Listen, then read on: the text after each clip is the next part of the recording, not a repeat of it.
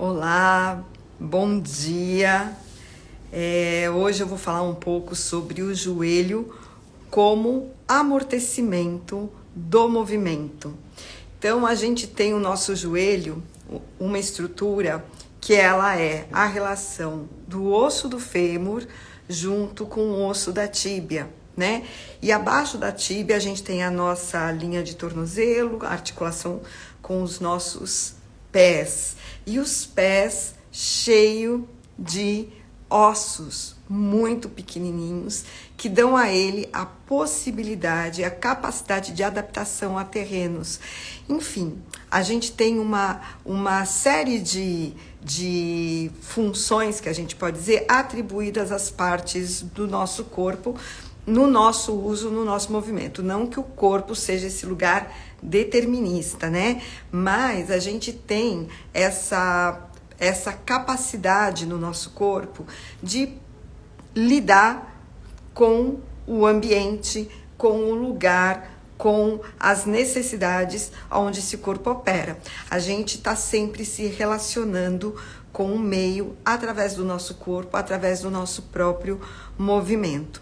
E o que acontece na nossa educação corporal? Essa articulação, que é a maior articulação do corpo, que é o encontro do osso do fêmur, que vem lá de cima da perna, com o osso da tíbia, essa estrutura, ela que tem essa capacidade de movimentação, então o joelho ele se movimenta nesse sentido, né? Para eu movimentar o meu joelho em outro, eu preciso virar. Oi, Tati! A gente precisa virar a perna toda, não adianta eu só querer torcer o meu joelho se eu não torcer a minha perna toda. Por quê? O nosso corpo, ele é essa própria relação. Ele é o osso do fêmur com o osso da tíbia. E esse movimento, ele acontece para frente. E aqui em cima a gente tem a patela, que dá essa sustentação ao nosso movimento do joelho. Então, essa articulação, o que acontece com ela no campo da nossa educação corporal? E quando eu falo educação corporal, não é aquilo que é dito em verbo, em palavras, mas que é mostrada através do corpo do adulto, a criança, ou através de uma foto midiática. O joelho como um lugar de enrijecimento e não como um lugar de flexibilidade.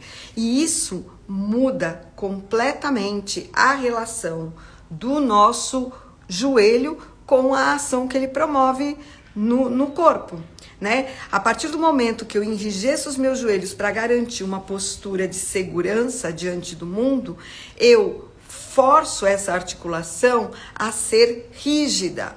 Eu educo essa articulação a ser rígida. E ela perde a principal qualidade, característica, que é, além de fazer esse movimento, amortecer todo o peso, todo o esforço, toda a movimentação, toda a força que se descarrega sobre, né? Como eu falei lá no comecinho, o nosso pé, ele é articulado, ele tem a capacidade de também se adaptar a terrenos e receber o peso do corpo. Se o pé fosse um osso rígido, né? Como que seria esse peso do corpo vindo para cima de um pé?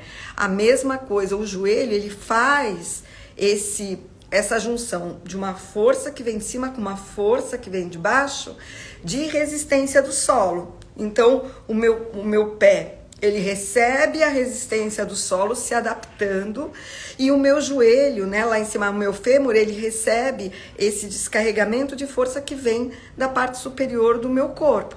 Então ele faz essa movimentação. Quando eu salto, quando eu corro, quando eu caminho, sempre tem essa direção da força para fora, né? No nosso joelho, vai para fora.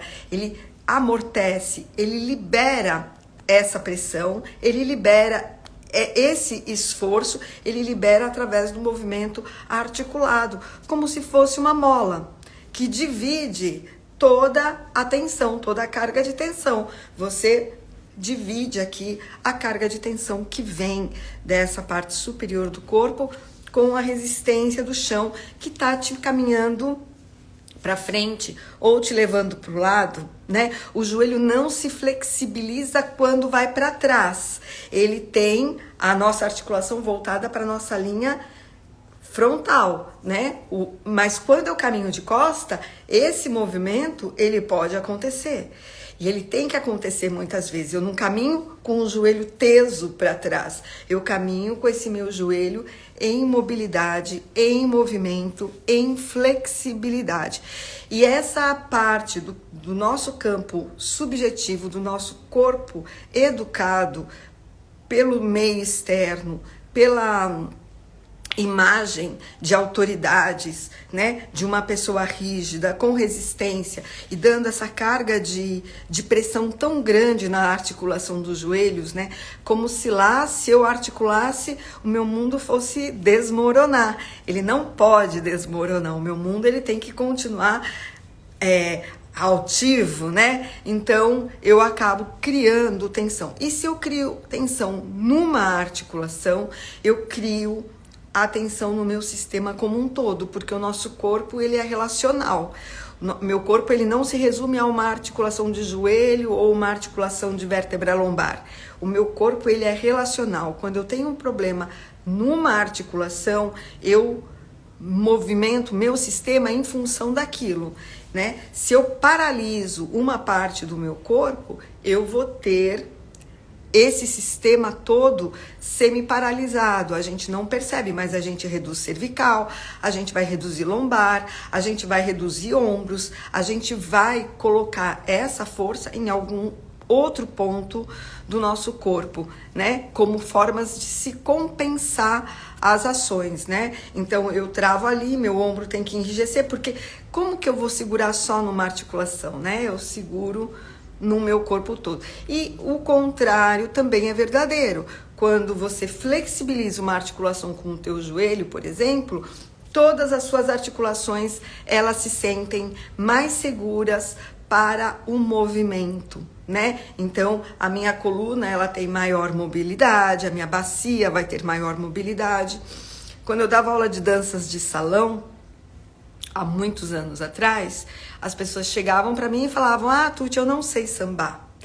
E aí era muito nítido, né, que o joelho era muito teso, era muito rígido. Eu falei assim, bom, se a gente fecha uma articulação, é como se a gente tivesse dado nó numa mangueira. Então eu colocava sempre muito exercício para a pessoa sentir o joelho, para ela flexibilizar o joelho, sentir como o corpo dela tinha movimento, mobilidade, e aí em pouco tempo a pessoa saía sambando, porque eu tinha desprendido, entre aspas, o sistema dela articular. Ela tinha sentido esse corpo com maior energia, com maior possibilidade para fazer o movimento, né? E começar a colocar outra imagem no seu próprio corpo, né? A imagem que a gente tem é sempre voltada para a rigidez. Oi, Dani, bom dia. A imagem do nosso corpo, ela está sempre associada a uma imagem de rigidez. A gente cria um enrijecimento no corpo para ser rígido da nossa vida. Quando o outro lado, ele é mais do que verdadeiro. Quanto mais flexibilidade você tem no seu movimento, maior possibilidade, adaptação você tem no ambiente, nas relações. Então, o joelho, ele tem essa função, entre aspas, de amortecer, de poder dividir essa carga de peso e de resistência que vem da parte superior com a parte inferior, fazendo esse movimento, né?